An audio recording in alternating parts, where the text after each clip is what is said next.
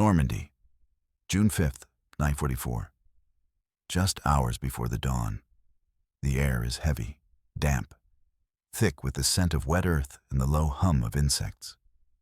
A shadow detaches from a line of poplars, moving with practiced silence. Moonlight catches the glint of steel. Stretched between two weathered poles, a thick black cable runs east. It is a nerve, a direct line carrying orders, intelligence, warnings. From a command post to the coast, the tool is heavy, cold.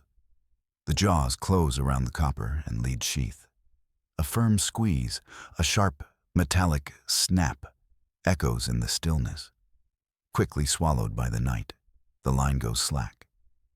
Silence returns, but it is a different kind of silence now. It is the sound of isolation. Across hundreds of miles of occupied territory, this small, simple act was being repeated. A coordinated, silent attack, not on an army, but on its ability to think. To understand the attack on the nerve, one must first understand the state of the body. The year is 1944. Germany is a fortress under siege. For 3 years, a red tide has washed west from the steppes. The Soviet war machine, vast and unforgiving, grinds the Wehrmacht down in a relentless war of attrition. Millions are lost. In the south, Allied armies crawl up the rugged spine of Italy, a slow, bloody campaign draining men and materiel. In the skies over the Reich itself, a ceiling of fire and steel. American bombers by day, British by night, systematically dismantle the factories, the rail yards, the cities. The Luftwaffe, once the master of Europe, is a shadow, bled white defending its own homeland. The Atlantic has been won. The U-boat menace, which once threatened to starve Britain into submission, is suppressed. A great arsenal, forged in the factories of America, now flows east across the ocean unhindered. An army is gathering in England, the largest invasion force ever assembled in human history. Millions of men, tens of thousands of vehicles, an air force of over 11,000 aircraft. The Germans know it is coming. They have had 4 years to prepare. Their defense is the Atlantic Wall, a colossal, ambitious network of concrete, steel, and firepower stretching 3,000 miles from the Arctic Circle to the Bay of Biscay. It is the brainchild of the Führer himself, a testament to engineering and paranoia. But a wall is only as strong as the men who guard it, and Germany is running out of men. The divisions manning the coast are a mix of battle-hardened veterans, young conscripts, and older reservists. Many are static units, lacking transport, fixed in place. They are the shell, the muscle, the force capable of throwing an invasion back into the sea is the Panzer Reserve. The armored divisions, fast, deadly. This is Germany's trump card. But a critical and ultimately fatal debate rages within the German High Command. Where should this muscle be placed? Field Marshal Erwin Rommel, commander of Army Group B, is tasked with defending the coast from Holland to the Loire. The Desert Fox is a pragmatist, forged in the fast-moving battles of North Africa. He has seen the overwhelming power of Allied air supremacy firsthand. He knows that once the invasion begins, any German movement in daylight will be suicide. His argument is simple and desperate. The panzers must be positioned directly behind the beaches. They must strike the invaders within the first few hours, on the sand, before a beachhead can be established. For Rommel, the first 24 hours will be, as he calls it, the longest day. His superior, the overall Commander-in-Chief West, Field Marshal Gerd von Rundstedt, disagrees. An old-school Prussian aristocrat, he sees the bigger picture. He believes in the classic doctrine of a powerful central reserve. Holding the panzers back from the coast would allow the Germans to identify the main Allied thrust. then launch a massive, decisive counterattack to annihilate it. To commit the armor early, he argues, is to risk being defeated in pieces, caught by the full weight of Allied naval gunfire and air power. Two brilliant commanders, two completely opposed strategies.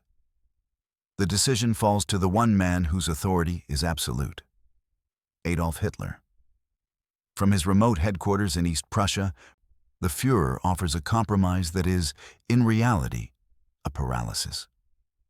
He gives Rommel control of 3 panzer divisions near the coast. He gives Rundstedt 4 to hold in a central reserve near Paris. But the most powerful units, the elite ISS Panzer Corps, containing the 12th SS Hitlerjugend and the formidable Panzer Lehr Division, will be held in OKW Reserve. They can be moved only on Hitler's direct, personal order. A system built on the absolute authority of one man was only as strong as its ability to reach him. This complex, fragile chain of command, stretched across hundreds of miles and dependent on telephone wires and radio signals, was about to become the primary target. The German command system was a marvel of Teutonic efficiency.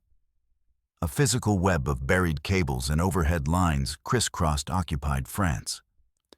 It connected coastal batteries to sector headquarters, panzer depots to Army Group Command, and Army Group Command to the nerve centers of the Reich. This network was the pride of the Nachrichtentruppe, the German Signal Corps. It was robust, redundant, and, most importantly, secure. Unlike radio transmissions, which filled the airwaves and could be plucked from the sky by Allied listening stations, the teleprinter messages that clicked and clacked along these copper wires were considered safe. They carried the highest level orders, the most sensitive intelligence, the encrypted lifeblood of a modern army. This reliance on a physical network was born from a hard-won lesson. Allied codebreakers, working in secret at Bletchley Park, had achieved the near impossible. They had cracked the Germans' most secret codes, including the Enigma machine cipher. This intelligence, codenamed Ultra, gave Allied commanders an almost supernatural insight into the German mind. They knew German troop strengths, locations, and intentions, sometimes even before the German field commanders themselves. The German High Command suspected leaks, but they never fully grasped the scale of the compromise. Their response was to trust their radios less and their landlines more. The copper wire became their sanctuary. At Supreme Headquarters Allied Expeditionary Force, or SHAEF, General Eisenhower and his planners saw this sanctuary not as a strength, but as a critical vulnerability. They understood the German command paralysis. They knew that Rommel could not move his coastal panzers without approval from Rundstedt, and that Rundstedt could not move the main OKW reserve without a direct order from Hitler, hundreds of miles away in East Prussia. The entire defensive concept rested on the swift and clear transmission of a single command: release the panzers. The Allied plan, therefore, was brutally simple in its conception. If the German army was a body, and the panzer divisions its fists, then the Allies would not simply try to block the punch. They would sever the nerves connecting the brain to the muscle. They would create a zone of silence, of confusion. They would ensure that when the invasion began, the German commanders on the ground would be deaf, dumb, and blind. They would be left alone, staring at the sea, waiting for orders that would never arrive. To execute this plan, the Allies would turn to a secret army they had spent 4 years cultivating, an army that existed in the shadows of occupied France. The French resistance, the Maquis. They were a phantom force, tens of thousands strong. Farmers, teachers, mechanics, priests. They were organized into clandestine networks, supplied by parachute drops from British and American aircraft. They knew every road, every bridge, every forest path. And they knew precisely where the German communication lines were buried. For months, a series of operational plans had been drafted, each targeting a different part of the German infrastructure. Plan Vert for the railways, Plan Blue for the power grid, and Plan Violet, the most critical of all, for the telecommunication system. Thousands of resistance fighters were given a single, vital task: locate the main telephone and teleprinter cables in their local area. They were to map the junction boxes, the repeater stations, and the points where the lines were most exposed. They were given the tools and the training, and then they were told to wait. Their signal would come not in a secret dispatch, but openly, through the airwaves. Every night, the BBC broadcast a series of personal messages into France. Jean has a long mustache. The mole digs his tunnel. Nonsense phrases to German ears, but coded action orders for the resistance. On the 1st of June, 1944, the first line of a poem by Paul Verlaine was broadcast. Les sanglots longs des violons de l'automne. The long sobs of the autumn violins. This was the alert. The invasion was imminent. The networks across France went to final readiness. They listened to their radios, waiting for the second line. The line that would unleash chaos. This vast, passionate, but loosely organized force was a powerful weapon. But to wield it with the precision required on the eve of the largest invasion in history, it needed something more. It needed a direct link to Schaff. It needed elite soldiers on the ground, men who could provide the final training, the tactical leadership, and the crucial coordination between the local partisans and the Allied command. They were called Jedburghs, a name taken from a town in the Scottish borders, a historic staging ground for raids into England. Now, it was the code name for a new kind of soldier. 3-man teams, dropped deep behind enemy lines. Typically, an American or British officer, a French officer, and an enlisted radio operator of any of the 3 nationalities. They were hand-picked, polyglots, demolition experts, masters of silent killing and guerrilla warfare. Their training was brutal, conducted in the secluded estates of Britain and the rugged highlands of Scotland. They learned to live off the land, to kill with their bare hands, to operate a clumsy, 30-pound radio set that was their only link to the outside world. Their mission was not to wage war themselves, but to orchestrate it. They were the professional core around which the raw passion of the resistance would crystallize. They were the conduits for weapons, supplies, and most importantly, orders from Schaff. On the night of June 5th, 93 of these teams were preparing for the jump. Each man carried a cyanide pill. They were not expected to be taken alive. They were the human embodiment of the plan, the living connection between the grand strategy conceived in London and the farmer with a pair of wire cutters waiting in a dark French field. The plan these men carried in their heads was Plan Violet. It was a masterpiece of strategic sabotage, less a blunt instrument and more a scalpel. Allied intelligence, aided by French PTT telephone workers, had mapped the entire German communications grid in northern France. They knew the location of every major trunk line, every underground repeater station, every critical junction box. The objective was not random destruction, it was strategic isolation.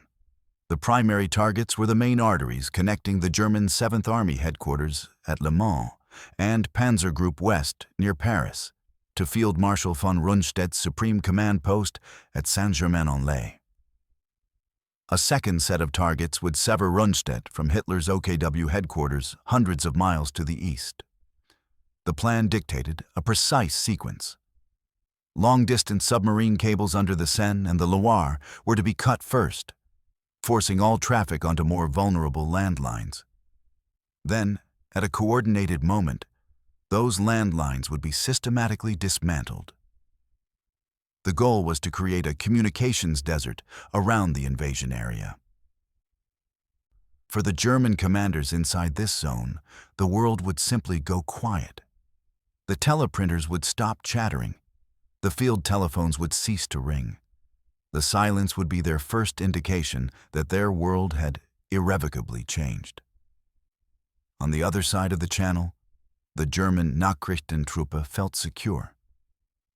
They were professionals, proud of the robust network they maintained. They knew the resistance, the terrorists, as they called them, occasionally cut an exposed wire or toppled a telephone pole.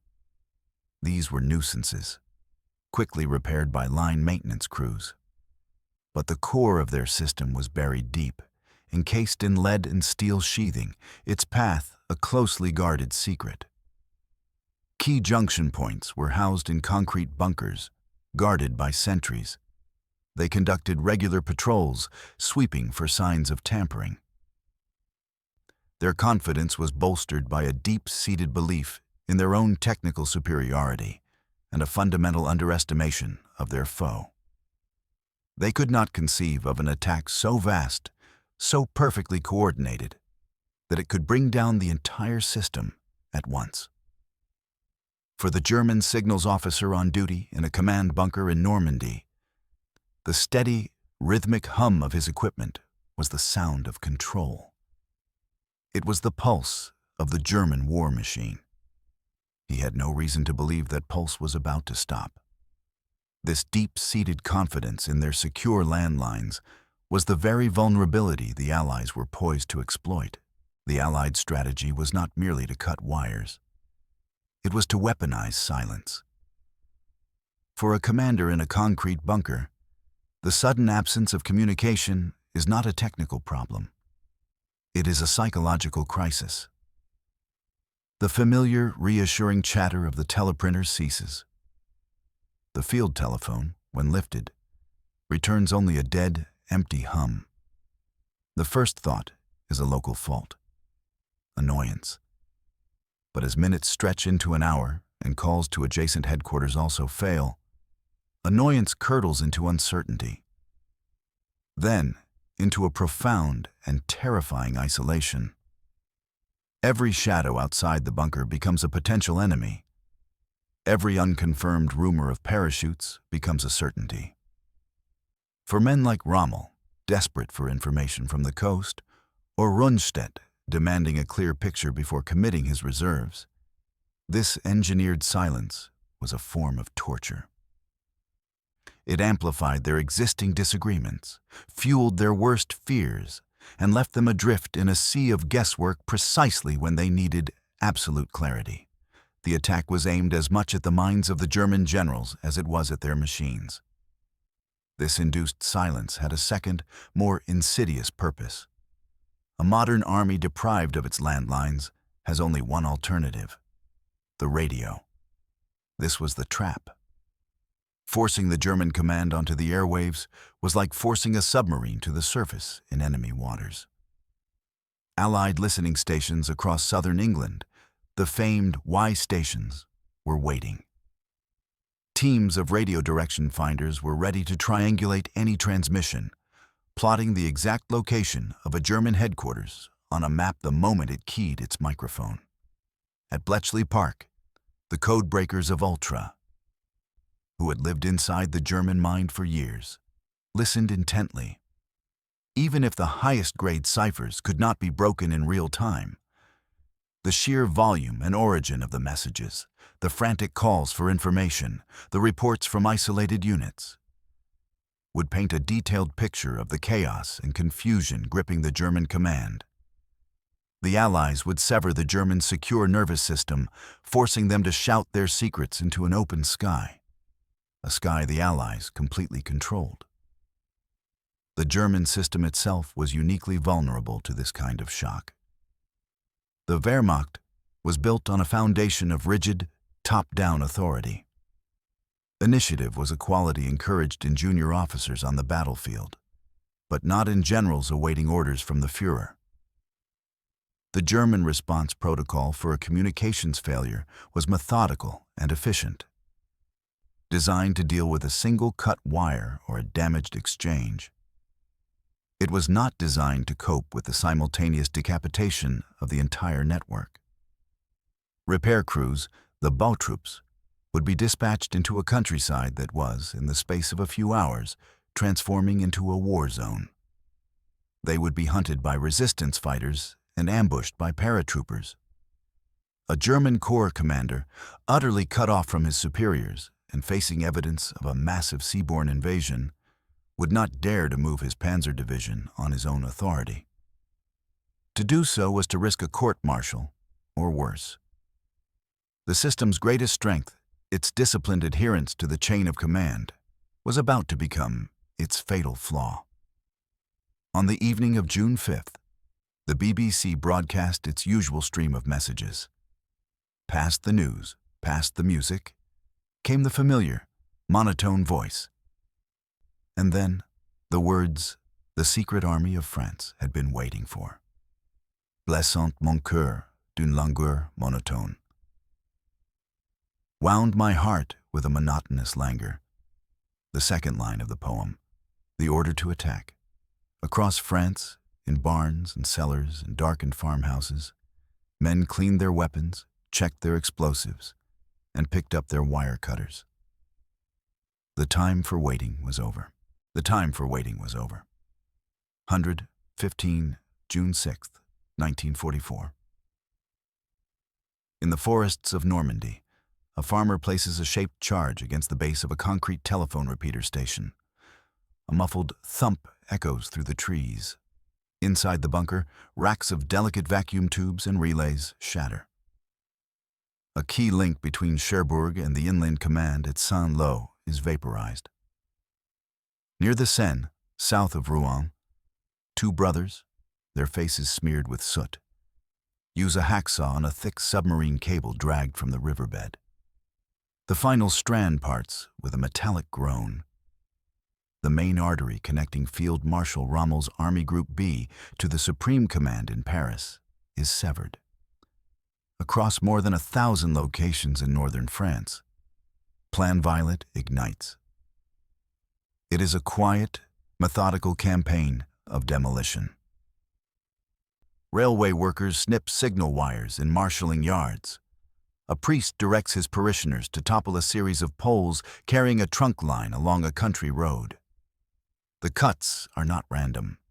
They follow the precise, color-coded maps provided by Allied intelligence. They are isolating the battlefield. 1 and 11. The first reports begin to trickle into German headquarters. They are confused, contradictory. A pilot from a night fighter squadron reports seeing vast fleets of aircraft. At the headquarters of the German 84th Corps in Saint-Lô, the duty officer fields frantic calls about parachutes. Hundreds of them. Thousands. Some reports speak of firefights near towns like Sainte-Mère-Église. Others mention landings far to the south, near the city of Caen. Rubber dummies, nicknamed Ruperts by the British and equipped with firecracker simulators, fall across the region, creating the illusion of a massive, widespread assault. The German commanders are trying to see a shape in the noise, but the picture is hopelessly fragmented. 2:30. At his headquarters at La Roche-Guyon, Rommel's chief of staff, General Hans Speidel, attempts to get a clear assessment. With Rommel away in Germany, the responsibility falls to him. He tries to telephone General Dahlmann, commander of the 7th Army at Le Mans, the force bearing the brunt of the landings. The line is dead. He tries to reach the 84th Corps directly. The line is dead. The teleprinters that should be chattering with updates from the coast are silent. The green lights on the switchboards have gone dark, one by one, like dying stars. The professional calm of the command post begins to fray. A creeping sense of blindness descends. 3:1. General Major Max Pemsel, the 7th Army's Chief of Staff, is experiencing the same crisis. He is convinced this is it. Der Tag. The invasion. He has reports of airborne landings on both flanks of his army, American to the west, British to the east. He knows he must request the release of the Panzer Reserves immediately. His only hope is the 21st Panzer Division, stationed just south of Caen, under Rommel's direct command. It is close enough to strike the British airborne troops landing near the Orne River bridges. But to move it, he needs Army Group B's approval. His calls to Speidel at La Roche-Guyon do not go through. 3:35. At Saint-Germain-en-Laye, outside Paris, Field Marshal von Rundstedt is woken. His staff present him with the same mosaic of confusing reports. Rundstedt, the old professional, is cautious. He suspects a feint, a large-scale diversion intended to draw his main reserves out of position before the real attack comes elsewhere, perhaps at the Pas de Calais. He refuses to believe the Normandy landings are the principal effort. He will not release the powerful ECSS Panzer Corps without a clearer picture.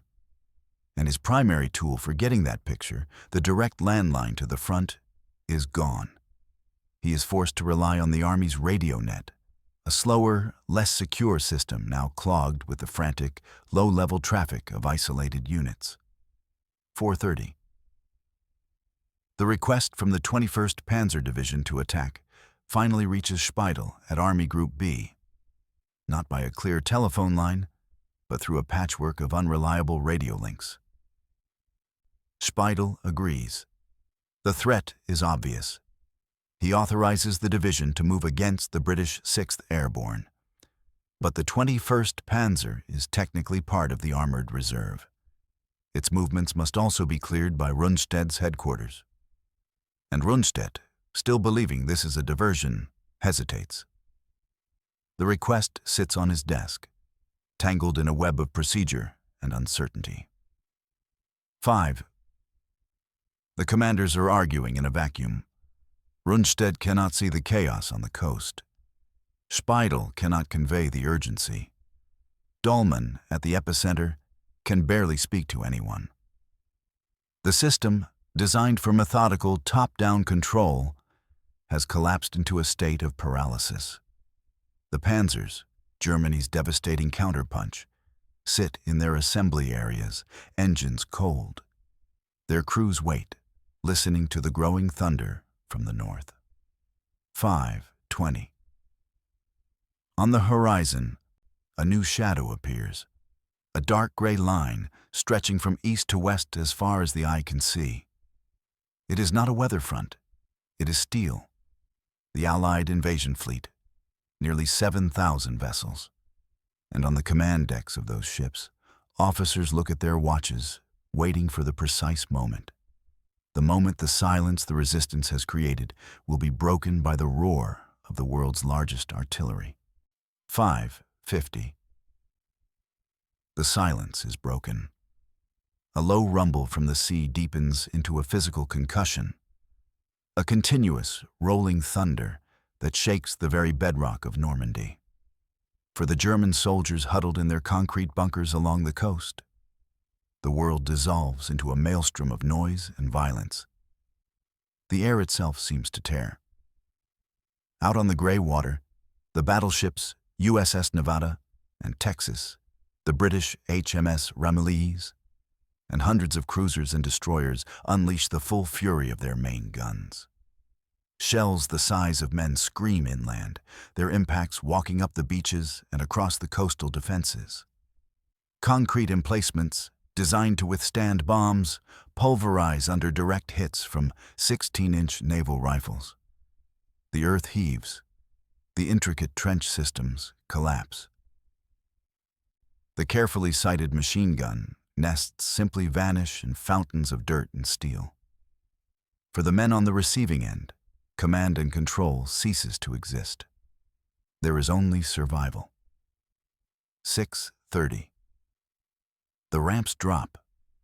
Into the churning blood-flecked surf pour the first waves of American, British, and Canadian infantry. At Omaha Beach, the bombardment has been tragically ineffective. German machine gunners of the veteran 352nd Infantry Division emerge from the chaos into a perfect field of fire. They scythe down the attackers. But the men in the bunkers are fighting their own isolated wars. The field telephone that connects them to their platoon command is dead. The line to the artillery batteries in the rear is dead. They fire until their barrels overheat. They fire until they run out of ammunition. They fire until a flamethrower or a satchel charge ends their fight. They can report nothing. They can request nothing. They are islands of resistance in a battle whose scale they cannot possibly comprehend. 6:45. At his headquarters, von Rundstedt now knows. This is no feint. The sheer number of divisions identified, 3 airborne, at least 5 seaborne, confirms it. This is the invasion. His professional duty is clear. He formally requests the immediate release of the OKW Reserve, the 12th SS Panzer Hitlerjugend, and the Panzer Lehr Division. These are the elite formations, the fire brigade that can and must smash the beachhead before it solidifies. The request is sent via the only reliable high-level channel still functioning, the direct teleprinter linked to Hitler's Armed Forces High Command, OKW. 7. Berchtesgaden. The sun is rising over the pristine Bavarian Alps. Inside the Berghof, Hitler's mountain retreat, there is a surreal calm. The duty officers have the signal from von Rundstedt. They have reports of a massive invasion. But a critical problem exists. The Führer went to bed late. He gave strict orders not to be disturbed. General Alfred Jodl, chief of the operations staff, reads the reports with growing alarm. He knows the panzers must be released. But he will not wake Hitler. Field Marshal Wilhelm Keitel, head of OKW, concurs. To wake the Führer with what might still be incomplete information was to risk a hysterical, career-ending tirade. The German command structure, a pyramid with a single man at its apex, had reached its logical, catastrophic conclusion. The most powerful army in Europe was paralyzed, waiting for its supreme commander to finish sleeping. 9. The 21st Panzer Division, finally cleared by the chaotic mess of Army Group B and OB West communications, begins to move towards Caen. But the sun is high now. The sky is not empty. It belongs to the Allies.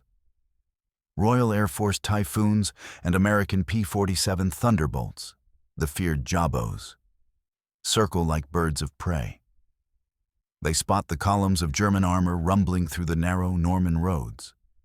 Rockets slam into the thin-top armor of Panzer IVs. 50-caliber machine guns strafe supply trucks and half-tracks, turning them into burning wrecks. The division is bled white before it even sees the enemy. It manages a brief, valiant thrust between the British and Canadian beaches, reaching the coast for a fleeting moment. But it is a pinprick, not a hammer blow. Without support, and harried from the air, it is forced to pull back as darkness falls. The one armored division that was close enough to make a difference on D-Day had been delayed into a death trap. Sektonen, Adolf Hitler, having woken late and enjoyed a leisurely lunch, finally holds his military conference. He is not panicked. He is almost euphoric, believing the Allies have fallen into his trap.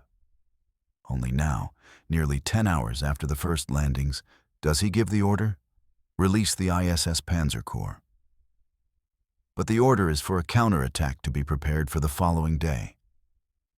The urgency is gone. The opportunity is lost. The 10 most critical hours of the war in the West have been squandered because of cut telephone wires and the timidness of generals afraid of a single man's temper. As the sun sets on June 6th, the Allies are ashore. They have suffered horrific casualties, But they are on French soil, and they are there to stay. The beaches are littered with the wreckage of the battle. But they are no longer just landing zones. They are a foothold, a lodgment. The German commanders on the ground can now see the scale of the invasion with their own eyes. But the forces that could have destroyed it are only just beginning to move, crawling through the darkness towards a front line that is hardening with every passing hour.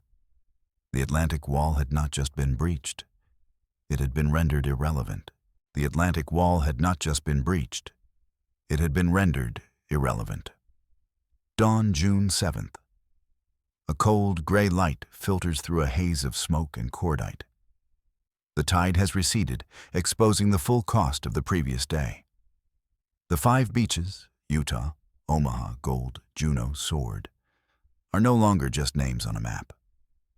They are vast, open-air morgues littered with the detritus of modern war. Twisted landing craft lie broached on the sand like dying whales. Burned-out tanks sit half-submerged in the surf, their guns pointing uselessly at the sky. Among the wreckage, the dead lie in silent, sprawling patterns. The price for this foothold had been paid in blood. Allied casualties for D-Day alone are estimated at over 10,000 men. More than 4,000 are killed. At Omaha Beach, the American 1st and 29th Divisions have suffered nearly 2,400 casualties to secure their precarious strip of sand. For the Germans, the numbers are less certain, a reflection of the chaos that has engulfed their command. Estimates range from 4,000 to 9,000 men lost in a single day. For the Allies, the achievement is monumental, yet fragile. They hold a shallow lodgment, nowhere more than a few miles deep. The 5 beachheads are not yet a continuous front, but they are secure. The endless, methodical procession of ships has already begun. Landing craft disgorge trucks, jeeps, artillery pieces, and endless columns of men. 2 massive, prefabricated harbors, the Mulberries, are being towed across the channel, ready to create the logistical miracle required to sustain the invasion. General Eisenhower's great gamble has succeeded. He had prepared a message in case of failure. Our landings have failed. If any blame or fault attaches to the attempt, it is mine alone. That message would remain in his pocket. On the German side, the picture is one of dawning horror. Communications are slowly being restored, but the news they carry is catastrophic. At the headquarters of the 7th Army, General Pemsel's war diary for June 7th paints a stark picture of the information blackouts effect. The activity of the enemy air force is so great that all traffic on the main roads is practically impossible. Communications have been so badly hit that it is impossible to get a clear picture of the situation. The German command structure is still reeling, trying to understand a battle that was already lost. The Panzer divisions, the swift hammer that should have shattered the landings, are now arriving piecemeal. The elite 12th SS Hitlerjugend Division, full of fanatical young soldiers, finally moves into the line to face the Canadians north of Caen. But they are not launching a decisive counterattack against a weak and disorganized enemy on a beach. They are being fed into a meat grinder. They are fighting an enemy who is already dug in, an enemy supported by a curtain of naval gunfire that can obliterate a tank squadron in minutes. They are fighting under a sky owned by Allied fighter bombers, which hunt every flicker of movement on the roads below. The failure to communicate on June 6th had not just cost the Germans a few critical hours. It had cost them the entire strategic premise of their defense. Rommel's fear had been realized. The Allies had established their beachhead. The chance for a quick, decisive victory on the coast was gone. The longest day was over, but it had given birth to a summer of brutal, close-quarter combat in the dense hedgerows and ancient villages of Normandy. The longest day was over, but it had given birth to a summer of brutal, close-quarter combat in the dense hedgerows and ancient villages of Normandy. This was the bocage, a landscape of small fields, sunken lanes, and ancient earthen banks, thick with impenetrable vegetation. It was a defender's paradise and an attacker's nightmare. Each hedgerow became a miniature fortress, a natural anti-tank ditch and machine gun nest combined. The war of grand strategy was over. It had been replaced by a savage, intimate war of attrition, fought field by bloody field. Here, the Allied material advantage was blunted. Progress was measured in yards and paid for with a constant stream of casualties. For the German command, the initial paralysis of D-Day hardened into a permanent state of reactive defense. Field Marshal Rommel, returning to his post on June 6th, found his worst fears made real. The Allies were ashore, and his panzers were now locked in a battle they could not win. The continued success of Plan Violet and its sister operations meant that moving reinforcements to the front was a slow, agonizing process. Bridges were down. Railway lines were cut. Every road and crossroads was a potential ambush site, patrolled from the air by Allied fighter bombers. A panzer division that should have taken 2 days to reach the front now took a week, arriving exhausted and under strength. The communications blackout had a lingering, corrosive effect. Forced onto the radio, German commanders broadcast their intentions into the open.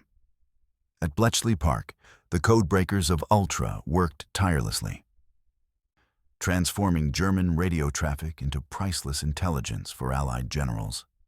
Every planned German counterattack, every troop movement, every desperate report on fuel and ammunition shortages was laid bare.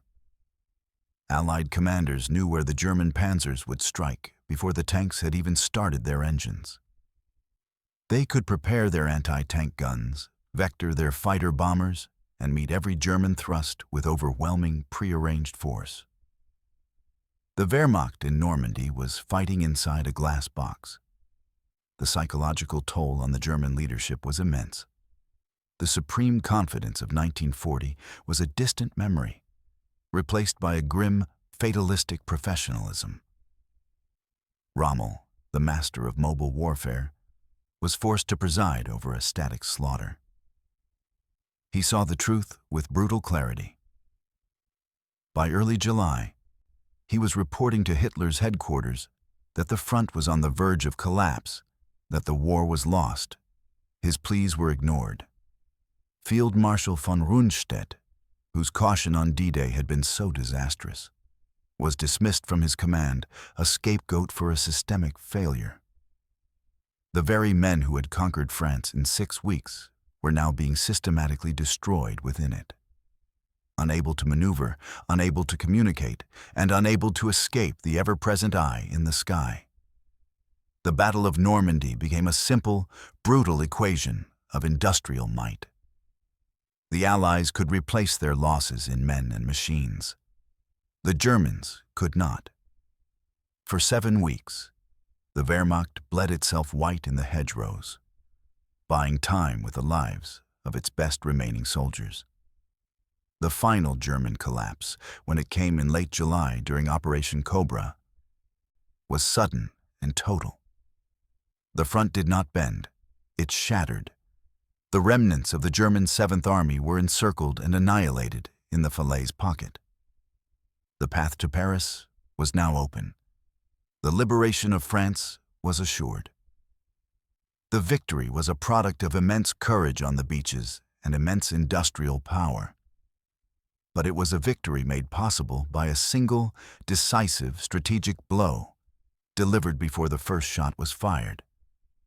It was a blow that did not target a single soldier, but instead targeted the very ability of an army to function. The German army in France did not collapse simply because it was outfought. It was outthought. Its central nervous system severed by 1,000 tiny cuts made in the dark. The German army in France did not collapse simply because it was outfought. It was outthought. Its central nervous system severed by 1,000 tiny cuts made in the dark. War is often remembered in the currency of industrial might. In divisions of men, in wings of aircraft, in fleets of steel. But the first decisive blow of the Normandy campaign was struck with something far lighter. A pair of wire cutters, a length of detonating cord, a whispered phrase from a poem carried on the night airwaves. It was a victory delivered by phantoms, by ordinary men and women, farmers, mechanics, priests, who waged a silent, clandestine war with the simple tools of sabotage and an intimate knowledge of their own land. This was more than a clever tactic. It was a glimpse of the future. A profound demonstration that a modern army is not just a physical entity, but a vast, interconnected network. Its strength lies not only in the thickness of its armor, but in the speed and clarity of its information. To attack that network is to attack the mind of the army itself. An army that cannot talk to itself, cannot think. An army that cannot think, cannot fight. It becomes a blind giant, powerful but paralyzed, lashing out its shadows while its enemy lands the killing blow. The principles of Plan Violet echo into the modern era. The battlefield has expanded from the physical world of terrain and firepower into the invisible realm of the electromagnetic spectrum, of data streams and satellite links. The goal remains the same: to create a zone of silence, to isolate the enemy, to turn their own complex systems against them, to weaponize confusion. The legacy of those quiet, desperate acts in the Norman countryside is written in the silence they created. The silence in Rommel's headquarters as he waited for news from the coast. The silence on the field telephones as German defenders fought their isolated, hopeless battles. The silence that allowed the largest amphibious force in history to establish a foothold and begin the liberation of a continent. It is a stark reminder that in the intricate machinery of war, the most devastating weapon is not always the loudest explosion. Sometimes it is the sudden, terrifying quiet that follows the severing of a single nerve.